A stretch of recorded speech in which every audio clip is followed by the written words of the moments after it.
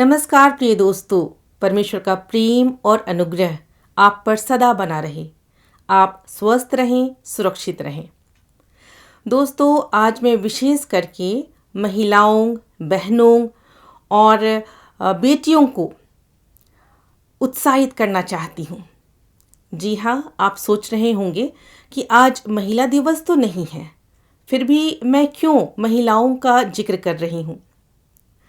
दरअसल मैं खुद भी इन दिनों महिलाओं को लेकर के काफ़ी उत्सुक हूँ और पिछले दिनों की बात है, मैं एक ऐसी कलीसिया में गई थी जिस कलीसिया को हमारे परिवार के पुरखों ने लगभग 1898 ईस्वी में खड़ी की थी। और मेरा ये सौभाग्य रहा कि उस कलीसिया में आराधना के दौरान अचानक मुझसे ये कहा गया कि आप भी बहनों के लिए, महिलाओं के लिए परमेश्वर के वचन, गीत और प्रार्थना की सेवा दें। दोस्तों, मैं अवाक रह गई, क्योंकि मुझको इसकी जानकारी नहीं थी और मेरी कोई तैयारी भी नहीं थी। लेकिन मैंने प्रभु से कहा कि प्रभु, मैं इनको क्या बतलाऊं। और फिर मुझे प्रकाशन मिला, और प्रकाशन में जो वचन मिला वो है लूका रचित सुसमाचार, उसका 10 अध्याय और पद 38 से 42। क्योंकि उस दिन उस कलीसिया में माता समाज का विशेष दिन था, और तब मैंने इस वचन को देखा जिसमें 2 बहनों का जिक्र है। और मैं समझती हूँ कि आप लोग भी इस वचन को बहुत बार पढ़े होंगे और सुने होंगे। इस पर बहुत चर्चाएं भी होती हैं और इसलिए निश्चय ही आप लोग इस वचन से अवगत हैं। तो दोस्तों, जैसा कि हम लोग इस वचन में 2 बहनों का जिक्र पाते हैं। जी हाँ, एक मार्था और दूसरी मरियम।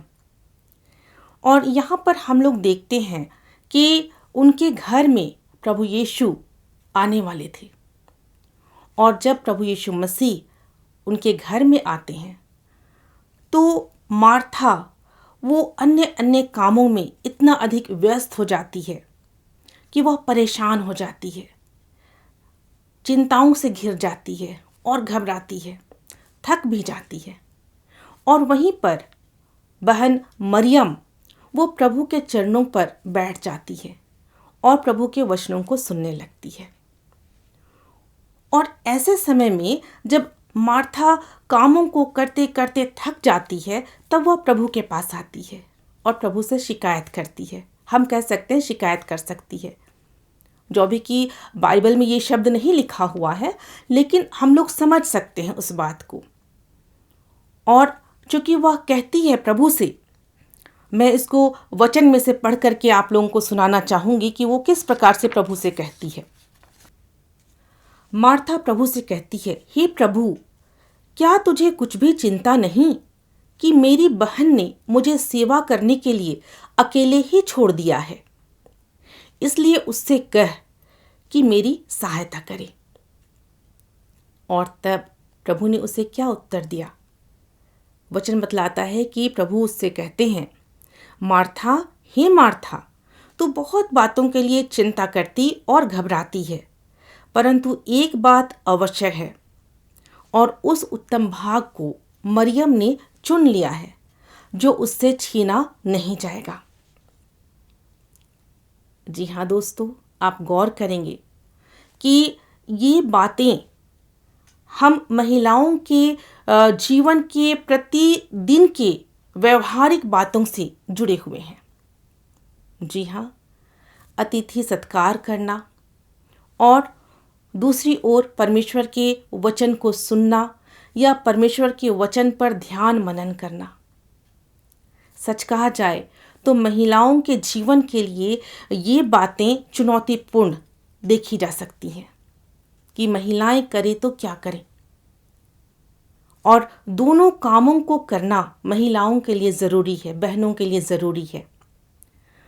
और अक्सर यह होता है जब हम इस वचन को पढ़ते हैं तो ऐसी बहनें जो घर के काम काज करती हैं वो लोग निश्चय ही दुविधा में पड़ जाती हैं कि प्रभु ने जो ये बातें कही हैं कि मरियम ने उत्तम भाग को चुन लिया है, तो हम यहाँ पर सोचें कि क्या मार्था का काम कोई महत्व नहीं रखता?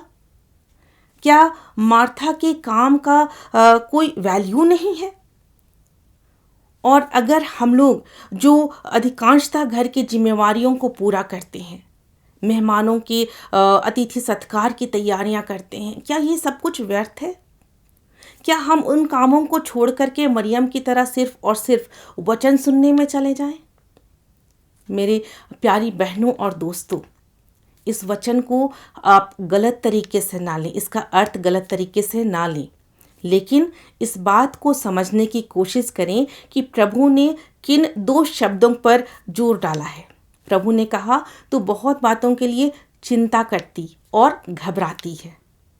जी हाँ दोस्तों, तो हमें काम तो करने हैं, लेकिन चिंता और घबराहट को उन कामों के बीच में नहीं लाना है। एक बात मैं बताना चाहूँगी दोस्तों, खास करके मेरी बहनों को, महिलाओं को और बेटियों को, एक बात निश्चय रूप से जानें कि परमेश्वर ने हम महिलाओं को बहुत ही अद्भुत रीति से बनाया है और बहुत सारे गुणों से भरपूर किया है। और इसीलिए मैंने आज का शीर्षक रखा है दोहरी योग्यता। जी हाँ, हम अतिथि सत्कार के काम भी कर सकते हैं, घर की जिम्मेवारियों को पूरा कर सकते हैं और परिवार की जिम्मेवारियों को पूरा कर सकते हैं, और इसके साथ ही साथ परमेश्वर के वचन को सुन करके सुसमाचार का प्रचार भी कर सकते हैं। तो ये हुई ना दोहरी योग्यता की बात।